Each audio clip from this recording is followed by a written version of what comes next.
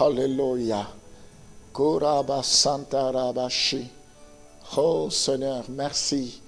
Ce matin, j'aimerais m'associer aux 4 êtres vivants qui ne cessent de te dire Saint, Saint, Saint. Oh, viennent 4 vieillards qui t'adorent, qui se prosternent jour et nuit. À toi la gloire, à toi la louange. Tu as été trouvé digne d'ouvrir les livres et de rompre les 7 sceaux.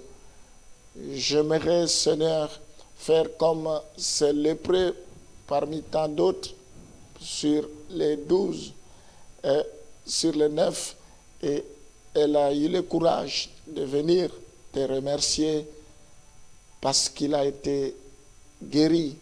Seigneur, j'aimerais être de ceux-là qui te sont reconnaissants parce que ma vie ne tient que d'un fil.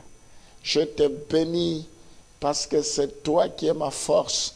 Ta parole nous dit, je prie tout par celui qui me fortifie. Sois glorifié. Il y a des personnes qui auraient souhaité avoir cette journée, mais ils n'ont pas pu. Cela ne veut pas dire qu'ils sont...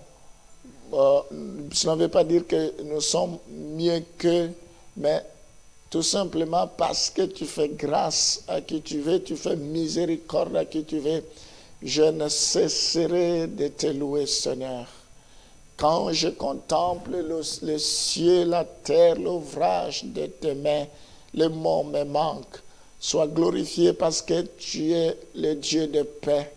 Rien ne pourra nous séparer de ton amour, quel que soit ce que nous pouvons apprendre, quel que soit ce que nous pouvons écouter, même si les montagnes s'ébranlent, mais ton amour demeure à jamais.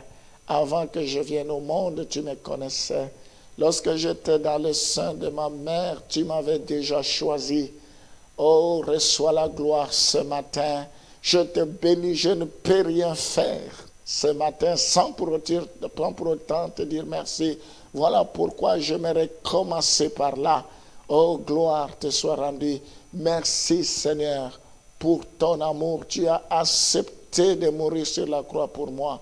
Je te bénis, j'anticipe mes remerciements pour tout ce que tu me réserves dans la journée, au courant de la journée.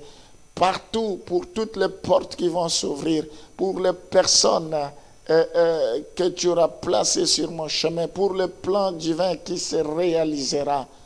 Sois béni à chaque seconde, à chaque minute, à chaque heure.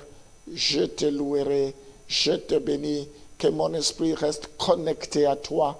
Gloire te soit rendue. J'aimerais proclamer la victoire pour cette journée. J'aimerais proclamer le succès, l'élévation pour cette journée. J'aimerais que toi, tu puisses prendre le contrôle même dans les moindres détails, que rien ne t'échappe. Sois béni à jamais. Je bénis tous ceux qui t'aiment, tous ceux que tu as rachetés par ton sang précieux. Je bénis tous ceux qui te sont reconnaissants, tous ceux qui reconnaissent que leur vie est entre tes mains. Sois béni à jamais au nom de Jésus. Je t'ai ainsi prié. Amen. Nous allons parler de l'avenir éternel de ceux qui sont sauvés, de ceux qui ont donné la vie au Seigneur. La Bible dit dans Jean chapitre 14, le verset 2 à 3, il y a plusieurs demeures. Il y a plusieurs demeures dans la maison de mon Père. Si cela n'était pas, je vous l'aurais dit, je vais vous préparer une place. C'est le verset 2 à 3. Et lorsque je m'en serai allé et que je vous aurai préparé une place, je reviendrai et je vous prendrai avec moi, afin que là où je suis, vous y soyez aussi. Ça, c'est pour les croyants, pour ceux qui ont reçu Jésus-Christ dans leur vie comme leur Seigneur et Sauveur personnel. Pour tous ceux qui sont sauvés, Dieu a préparé une place où ils seront avec lui.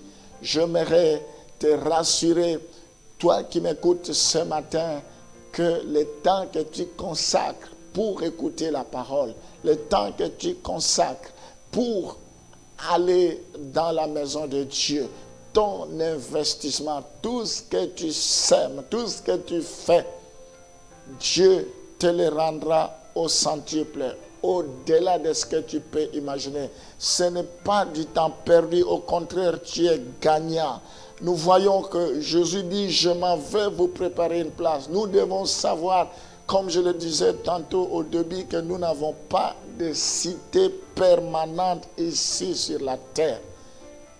Nous sommes des voyageurs. Le Seigneur est allé nous préparer une place. Je t'encourage. Tiens bon.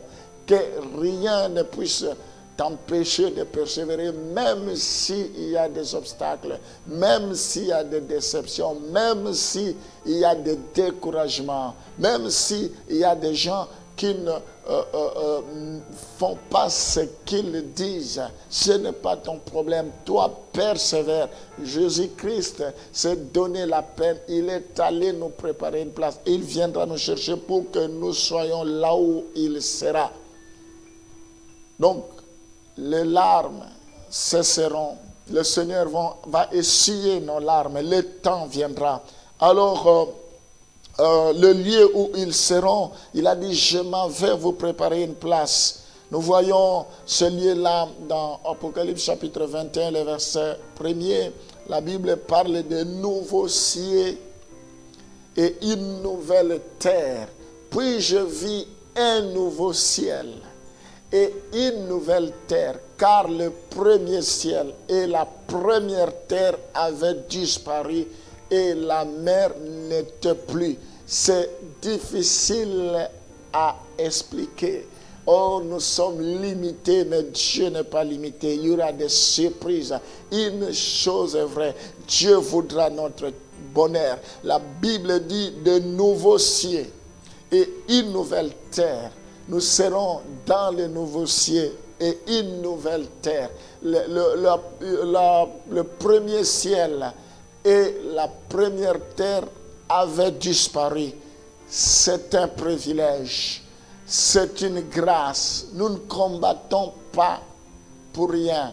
La Bible dit, nous ne combattons pas nos combats à l'avant.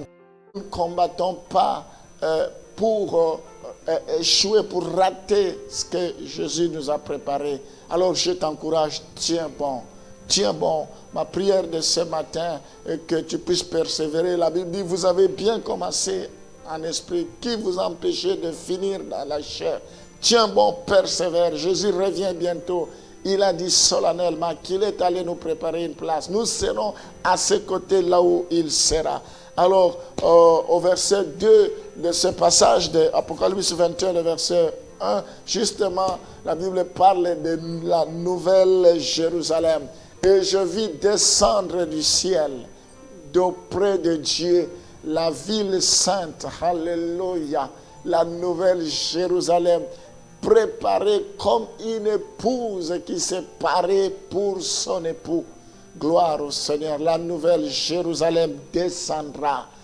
Tout ne sera plus pareil. Ça aura un autre paysage. La Bible dit, il n'y aura pas l'électricité que nous avons. Donc, nous serons éclairés par la gloire de Dieu. Sa grandeur, sa gloire va resplendir. La nouvelle Jérusalem. Nous voulons y aller au temps de sacrifice, au temps des efforts.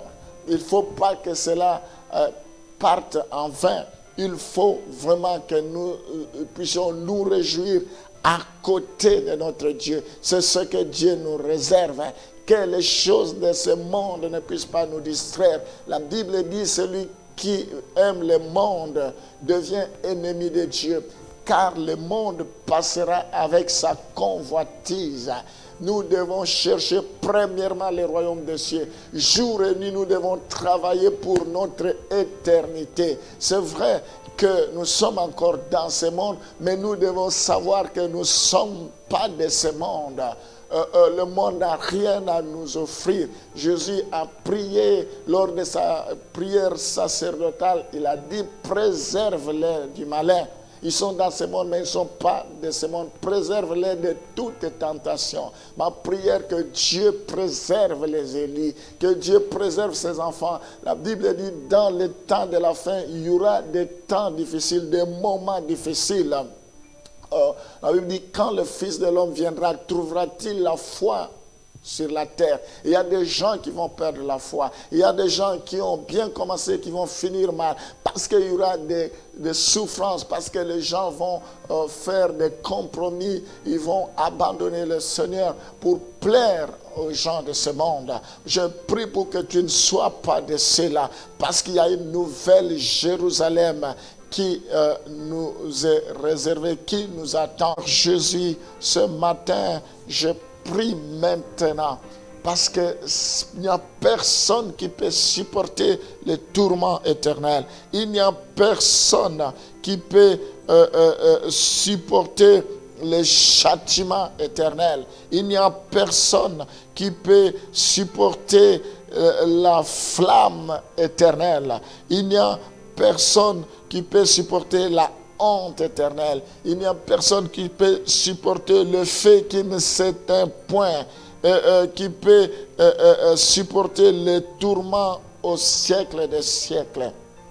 Voilà pourquoi je prie pour que tu puisses épargner toute personne qui m'écoute ce matin. Je prie pour que tu puisses renouveler tes bontés. Je ne cesse de revenir sur ce terme de prier, Seigneur.